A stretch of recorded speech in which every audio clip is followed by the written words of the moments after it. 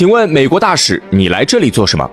在西方发起的所谓阿拉伯之春的和平演变期间，中文互联网上的恨国党也十分活跃，甚至像模像样的约定在王府井大街聚会，共襄盛举。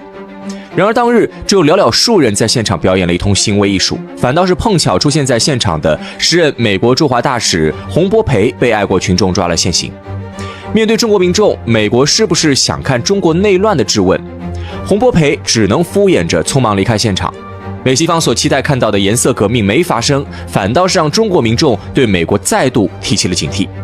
美国挑拨群众内斗这一套是由国内实践得出的丰富经验，也曾多次成功对外推广，为何到了中国却处处碰壁？美国的历史就是一个成功的逆袭爽剧。作为英国的殖民地，不甘心接受压迫，奋起反抗，成功屠掉反派恶龙，英国赢得独立之后又迅速发展，在19世纪末终成世界第一工业大国。但随着综合国力的增强，美国也由勇士变为恶龙，渴望获得殖民地。然而整个世界早就被欧洲老牌强国瓜分，自然不愿看到美国分一杯羹。但这些老牌强国之间的矛盾比他们与美国的矛盾更加激烈，并且已经走到了战争的边缘。他们都不想与强大的美国过度交恶，使美国倒向对手一边。1914年，第一次世界大战正式打响。战前各国都以为能够速战速决，但结果却是双方势均力敌。战争持续了4年多时间，欧洲各国元气大伤，而美国却在战争早期置身事外，同时与战争双方疯狂贸易，赚得盆满钵满。在战争后期，又审时度势加入协议国一方，顺利参与战后分赃，国家实力和国际影响力更上一层楼。在第2次世界大战中，美国又想故技重施，却不料被疯狂的日本拉下水，让美国不得不在没有做好准备的情况下加入战争。不过，由于本土孤悬海外的地缘优势，美国虽然被卷入了战争，但也没有遭到多大的破坏，还成为了盟军的后勤基地，工业反倒得到了更好的发展。等到战争结束时，美国的 GDP 占全球的 56%， 黄金储备占全球 75%， 工业产能占 40%， 成为了名副其实的世界第一强国。然而，在美国国家的繁荣发展背后，是美国底层工人的血泪。马克思曾在《资本论》中指出，资本来到这世界，从头到脚每个毛孔都滴着血和肮脏的东西。许多人以为这只是在描述资本原始积累时期的罪恶，殊不知如无外力影响，资本对于工人的压榨永远都会是血腥而残酷的。今天的人们在谈起美国工人时，往往以充满羡慕的语气谈论他们完善的劳动保护、严格的8小时工作制、相对较高的工资标准。然而这一切可不是资本主动给予的，资本主义的核心目的就是最大程度的积累资本。资本家在面对工人时，肯定也是希望用最少的工资让他们干最多的事。在这种思想的指导下，早期美国工人的处境比今天备受谴责的血汗工厂还要糟糕得多。美国乡村歌手梅尔崔维斯在1946年发行的歌曲《16吨》中，这样描绘当时美国煤矿工人的处境：你装了16吨煤，又得到了什么？日子多过一天，账单多欠一笔，我把魂儿都抵押给公司老板了。为了完成老板规定的任务，他们一天起码要工作15-16个小时，工资却微薄到连养活自己和家人都难。如果因为恶劣的工作环境而遭遇了意外或疾病，就只能去向老板预支工资治疗。到了最后，工人反倒是欠老板一大笔钱，只能将自己的一切都交给老板了。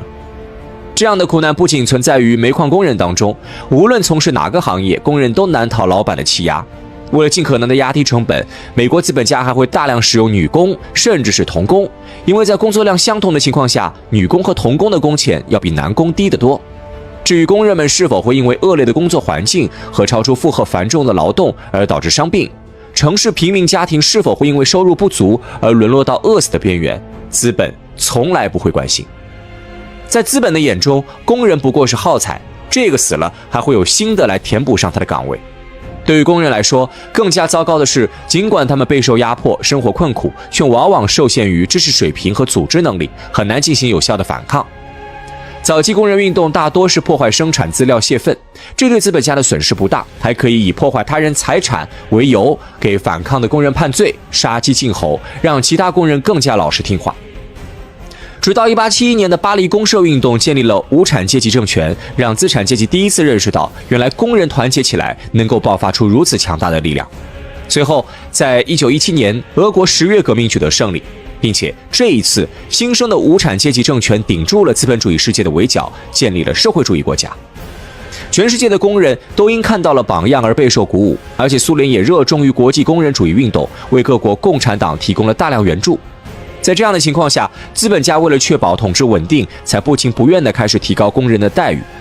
然而，从16吨这样的文艺作品来看，即使待遇已经得到了数次提升，资本主义国家的工人依旧生活在水深火热之中。不过，在第二次世界大战结束后，情况又发生了新的变化。苏联凭借在战争中的牺牲和贡献，收获了巨大的威望，由战前被世界孤立的国家转变为对国际局势有重大影响力的国家，成为世界2极之一。这让全世界的工人更加对苏联心向往之，同时也更有动力对资产阶级发起反抗。于是，在上世纪的50、60年代，美国的民权运动迎来了高潮。而由于苏联的存在，美国政府也不敢像以前那样过分迎合资本家的愿望，而对工人的合理需求视而不见。在工人一轮又一轮的斗争当中，美国逐渐建立起了福利国家制度，算是暂时安抚住了工人的不满。但是美国政府也十分清楚，福利制度并没有解决资产阶级与工人阶级间的根本矛盾。在美国经济发展好的时候，一切好说；一旦面临经济危机，矛盾还是要爆发。而由于资本主义制度下生产社会化和生产资料资本主义私人占有的根本矛盾，周期性经济危机根本无法避免。为了确保自身的统治地位，美国资产阶级想出了一个办法，那就是通过分化群众挑拨群众内斗。于是，在向民权运动让步的时候，美国政府来了一轮精妙操作，把各群体进行区分照顾，身份政治就此粉墨登场。原本这些被照顾的群体，如黑人、女性、同性恋等，都是被压迫者，团结一致的在反对压迫。但是美国政府通过贴身份标签，按身份给照顾政策的方式，破坏了他们的团结。其他群体的受压迫者此时不再是共同反抗权贵的团结目标，而成为了获取更多照顾的竞争对手。反倒是原本是斗争目标的权贵，因为他们对于社会利益的划分权，成为了各个群体想要团结的对象。如此一来，群众的精力都被消耗在了内斗上，权贵不但能够稳坐钓鱼台，甚至可以利用群众的不满为自己争取政治利益。只要为自己贴上了对应的身份标签，许诺该群体更多的利益分配，就能够得到对应群体的选票，这是多么方便的竞选办法。毕竟，通过改变利益分配照顾一个或者几个特殊群体，可比给出行之有效的解决社会问题，或者能够做大蛋糕增加社会财富总量的方案容易得多。而美国的民众也在政府的身份政治操作之中迷失，逐渐忘记了反压迫的初衷，而是将斗争的目标转变为了对统治阶级而言无伤痛痒的反歧视。即使在苏联衰落后，美国政府对于国内民众用过就丢、再分配不再注意社会公平的作风，转而开始劫贫济富，减少对企业和富人的税收，削减社会福利，美国民众也没能再团结起来。因为美国政府还有特殊人群照顾政策，对于那些日子实在过不下去的人来说，直接投身 LGBT 阵营，打着弱势群体的旗号要求照顾，可比和政府作对容易和安全得多。直到2008年金融危机爆发，房地产和金融泡沫的破裂令美国民众多年积累的财富蒸发，无数人一夜返贫，无力继续偿还高额房贷，导致房产被银行没收，只能流落街头。然而美国政府却对民众的困境视而不见，反倒是因为资本家的账面财富在金融危机中受损，把有限的救市资金投向了对制造就业产品没有多少帮助的金融行业，去补偿资本家的损失。在无数底层民众因受金融危机波及而衣食无着时，美国的资本家却能够拿着纳税人的钱继续扩大财富。这种鲜明的对比引发了美国民众的愤怒，尤其是当他们发现在海的那边同样受到金融危机波及的中国，将救市资金主要用于基础设施建设项目，带动了大量就业，提高了民众福祉，还率先从危机中恢复。2010年，中国成为世界第2大经济体、第1大工业国。这一统计结果出炉之后，引发了世界的震撼，也让美国民众产生了一些思考。于是，在2011年，美国爆发了占领华尔街运动。美国的社会运动首次将矛头指向了美国社会不公、贫富分化加剧的根本矛盾，并指责政府的腐败和不作为。美国政府对此大为恐慌，媒体封口，警察清场，政客威胁安抚并行，一系列操作下来，总算是度过了这一次危机。不过，美国政府已经意识到，美国社会上那些沉默的大多数心中已经积累了太多的不满和愤怒，连忙提出要再工业化、重振实体经济、创造更多就业岗位、安抚民众情绪。但是，虽说美国政府把夺回制造业的口号喊得震天响，实际行动的效果却几乎没有。这倒不是美国政府不作为啊，实在是美国的基础条件太差了。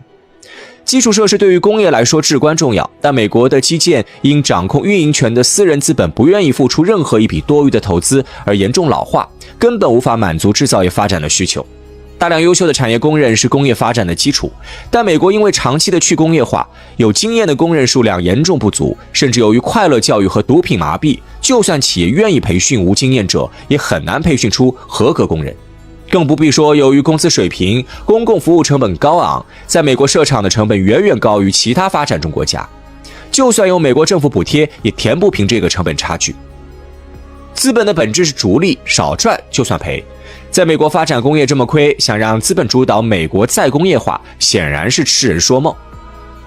由于美国资本主义国家的性质，政府主导这唯一可以为了国家长远发展而无视成本的方式，在美国同样行不通。眼看再工业化成效寥寥，美国政府担忧当年被压下去的占领华尔街再度爆发，左思右想之下，又一次使用了他们分化群众的传统异能。于是，在2016年的美国大选中，共和党推出了特朗普。特朗普一边帮助美国那些不受政策照顾，又不愿抛弃传统观念、投身 LGBT 的底层白人，说出了他们想说的话；另一边却将矛头对准了移民、女权、LGBT 等群体。底层白人正是沉默的大多数的主体，美国政府实质上在将他们设定为一个新的群体，并主动为他们选出一个阶层代表，以此把斗争纳入到政府所熟悉的框架下来。现实发展也的确如美国政府所愿，在迎来了自己的阵营代表后，美国底层白人把希望寄托在了推举特朗普上位上，而不再将矛盾指向政府。即使是2020年特朗普的败选让不少人难以接受，闹出了占领国会山事件，但他们的诉求也并不是反对政府或制度，而是要求重新认定选举结果，并没有完全脱离美国政府的控制。美国的群众在政府的分化挑拨下互斗不休，耗尽了所有的能量，而美国的精英们则靠着这一手反屠龙术稳坐钓鱼台，哪怕国家陷入困境，他们的地位也始终稳固。不过，挑拨群众互斗这一手虽然在巩固统治方面起到了神效，但也不是没有副作用的。在社会层面，由于社会根本矛盾没有得到解决，群众的不满事实上在不断积累。美国政府挑拨群众互斗，固然解了统治者的危机，却导致美国的社会撕裂越来越严重。在政府层面，美国政客利用身份政治获取选票的同时，自身也会被身份政治所裹挟，做出不利于美国团结的决策，从而进一步加剧美国社会的分裂危机。国会山事件让世人都认识到了美国社会的撕裂，也令美国分裂成为了热点议题。但是在任何一件事在闹到人尽皆知之前，必然早有迹象。事实上，自从美国开始搞身份政治，政府提案在国会的通过率就不断下降。显然，两党之间的分歧正在迅速加深，以至于难以达成共识。美国政府精英当然意识到了其中的问题，但是无论是为了阶级利益，还是为了自身选票，他们都不可能放弃身份政治。在这样的情况下，美国政府只能一面通过福利政策安抚民众情绪，一面塑造敌对国家邪恶形象，对外转移矛盾，以凝聚社会共识。因此，美苏冷战只能愈演愈烈。即使在戈尔巴乔夫这样受到美西方思想影响的投降派上位，领导苏联对美全面让步的情况下，依旧无法缓和，只有苏联惨烈解体才能收尾。同时，美国也从国内情况意识到了挑拨群众互斗能够给国家造成多么严重的伤害，对苏联和东欧社会主义国家的和平演变攻势陡然加强。1971年，由中情局主导的自由欧洲电台被移交给国际广播局，由美国政府公开拨款支持，标志着美国对苏舆论攻势大规模升级。这些媒体通过捕风捉影、造谣惑众，破坏社会主义国家民众对社会主义的信任，同时大肆宣扬资产阶级的价值观念、奢靡的生活方式和西方的意识形态，令其对资本主义产生向往。在培养出一批意见者后，美国便开始打着人权的旗号，为这些苏联的社会不稳定因素提供支持。眼见社会意见人士因为美国政府的政治庇护和物质支持没有得到惩罚，甚至过上了更好的生活，苏联上下自然人心浮动，更多人开始转投意见者阵营。这种情况在苏联经济面临困境时急速加剧，最终导致了苏联的解体。就连对苏联输出民主、挑拨苏联群众内斗的美国政客都没想到，他们的和平演变手段居然能够起到这么好的效果。苏联解体让美国失去了能够与之匹敌的对手，给美国政府对外转移矛盾增加了一些困难。但是美国利用苏联解体时的混乱，从苏联掠夺回了大量财富，支撑了美国经济的高速发展。经济发展使得美国政府能够在满足资本家的胃口之后，将一部分利益分润给民众，美国的国内矛盾因此得以缓和。这让美国政府意识到，其他国家的混乱将会是美国的机会，从此热衷于在全球制造战乱。从科索沃到阿富汗、伊拉克，美国推波助澜，甚至是主动发起了一场又一场战争。然而，由于美国资本日渐贪婪，军工复合体以各种超乎想象的方式吞噬战争经费，美国的战争成本不断飙升，以至于美国通过战争掠夺回的财富，甚至还不够美国军队自己造的。在这样的情况下，从苏联东欧掠夺的财富很快被消耗殆尽。2008年，经济危机再度降临美国。甚至由于此前美国经济发展好，资本对美国经济预期高，危机爆发前，美国经济中的泡沫空前严重，危机规模也空前庞大。美国政府也意识到了以军事手段制造混乱似乎得不偿失，又想起了当年他们对苏联东欧输出民主、挑拨群众内斗这种低成本的颠覆政权手段。于是国内情况刚刚有所好转，美国立刻开始搞事情，在中东挑起了阿拉伯之春。美国各路 NGO 娴熟的民主自由舆论开道，推波助澜，挑动民族不满，背后指点，甚至直接参与组织反政府游行。游行中与官方发生冲突，升级矛盾，一套行动下来，中东多国都遭了殃。各国人民怀着对民主、对发展的美好愿望走上街头，甚至不惜付出牺牲，推翻了原本的专制独裁政权。然而，在独裁政府被推翻之后，这些国家的人民却并未迎来想象中的美好未来，反而不得不面对因原有秩序被推翻而造成的混乱。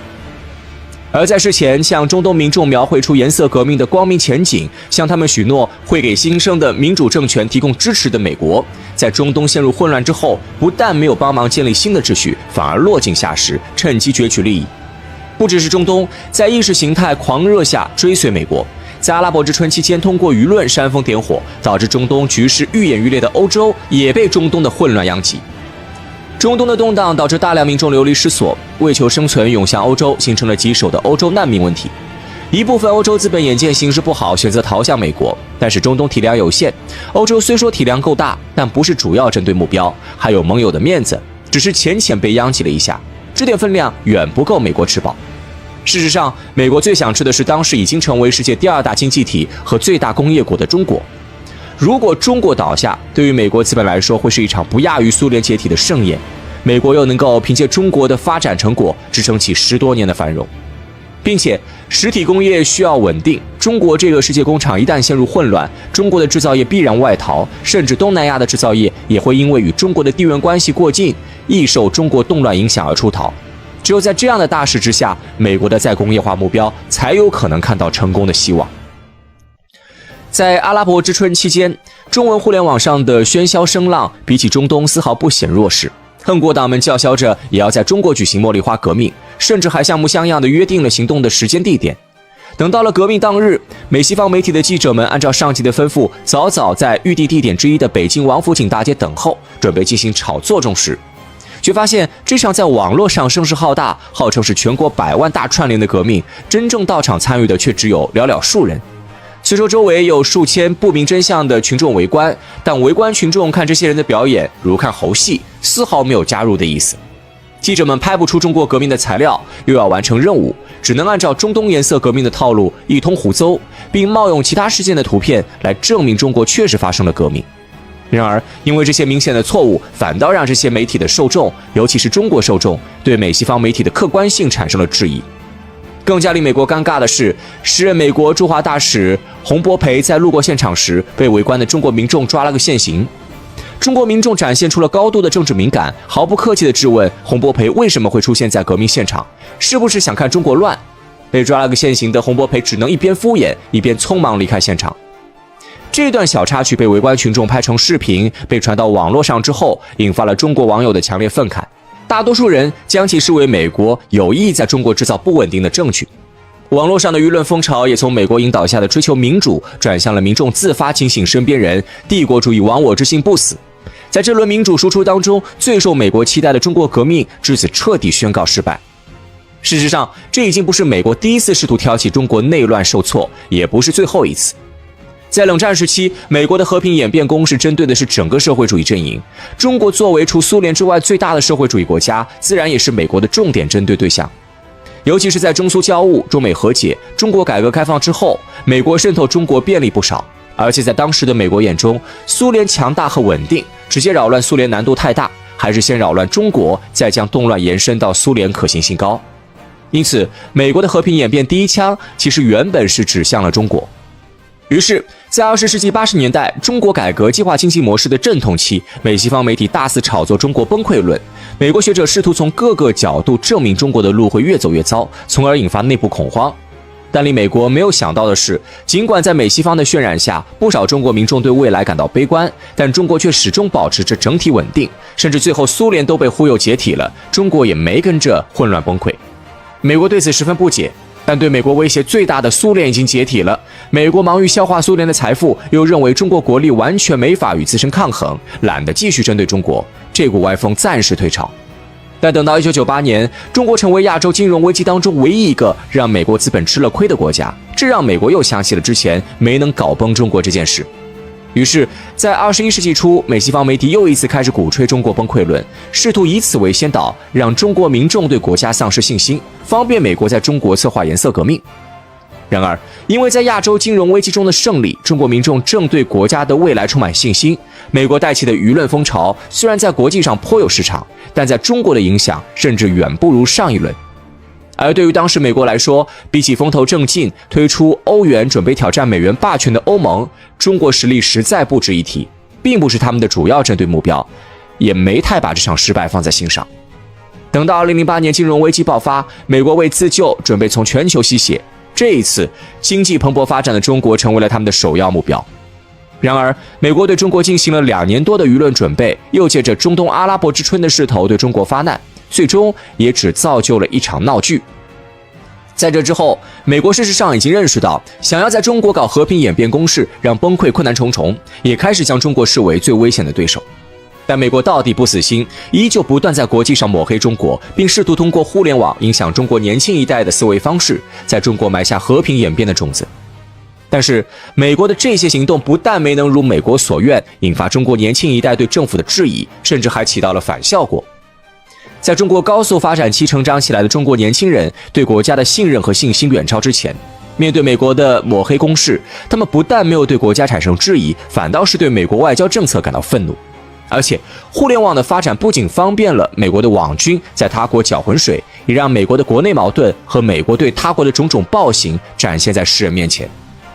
中国的年轻人在看到这一切后，对美国所宣传的人权先锋形象产生更大的质疑。这种质疑在疫情期间，美国不顾民众死活时彻底发酵，转变为对美国社会和政治理念的蔑视。越来越多的中国年轻人开始认为，在所谓的人权领域，是美西方应该向中国学习，而不是相反，并向世界宣传自己的看法。反倒是美国的民众听到了中国的声音，再看看自己生活的现状，觉得中国年轻人的说法很有道理，开始羡慕中国民众的生活，甚至要求美国政府向中国学习。美国政府怎么也想不明白，他们挑拨群众、斗群众的手段由美国国内实践发展起来，也有多次对外推广经验，技术水平堪称炉火纯青，为何到了中国却屡屡受挫，甚至于引火烧身？但是这背后的道理其实并不难理解。美国政府挑拨群众、斗群众的手段看似高明，究其根本不过是在利用舆论引导民众误解当前困境产生的原因。想要实现其目标，挑起民众互斗，需要满足2个条件：一是大量民众对生活现状不满，寻求变革；二是民众愿意相信美国政府的言论。美国自身作为资本主义国家，阶级矛盾十分严重，社会贫富差距巨大，在上层生活极尽奢侈享受的同时，底层还有人在受饥饿的困扰，民众对现状的不满本就拉满。而美国名义上是言论自由，实则发声的渠道都在资本的掌控之下。美国民众能够听到的都是资本想让他们听到的声音，自然也只能相信这些话。因此，美国政府通过社会数次挑起群众内斗的过程十分顺利。在对东欧、苏联搞和平演变的时候，这些国家正因为斯大林模式的僵化经济发展停滞，又因为军备竞赛消耗了过多的资源，陷入经济困境，民众同样对生活不满，改革呼声响彻全国。此时，美国以世界第一大经济体的身份，向东欧和苏联的民众宣扬资本主义的优越性，也能够博得他们的信任。中东的阿拉伯之春是中东国家政权普遍专制独裁，民众本就对政府就不满。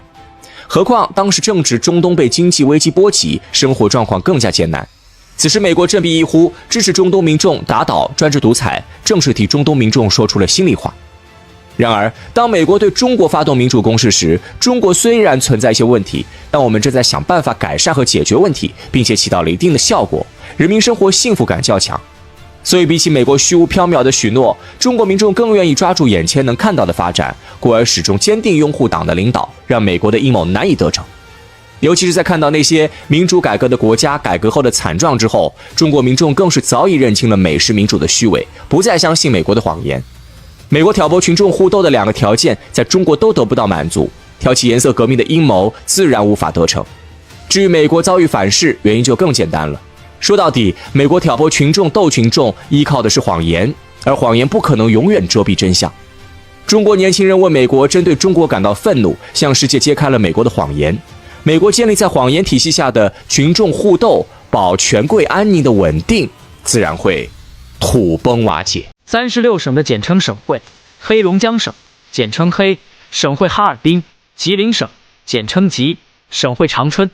辽宁省简称辽，省会沈阳；河北省简称冀，省会石家庄；甘肃省简称甘，省会兰州；青海省简称青，省会西宁；陕西省简称陕，省会西安；河南省简称豫，省会郑州；山东省简称鲁，省会济南；山西省简称晋，省会太原；安徽省简称皖，省会合肥；湖北省简称鄂，省会武汉；湖南省简称湘，省会长沙；江苏省简称苏，省会南京；四川省简称川，省会成都；贵州省简称黔，省会贵阳；云南省简称滇，省会昆明；浙江省简称浙，省会杭州；江西省简称赣，省会南昌；广东省简称粤，省会广州；福建省简称闽，省会福州；台湾省简称台，省会台北；海南省简称琼，省会海口；新疆简称新，省会乌鲁木齐；内蒙古简称蒙，省会呼和浩特；宁夏简称宁，省会银川；广西省简称贵，省会南宁；西藏简称藏，省会拉萨；北京市简称京，省会北京；上海市简称沪，省会上海；天津市简称津，省会天津；重庆市简称渝，省会重庆；香港简称港，省会香港；澳门简称澳，省会澳门。你们都是哪里的呢？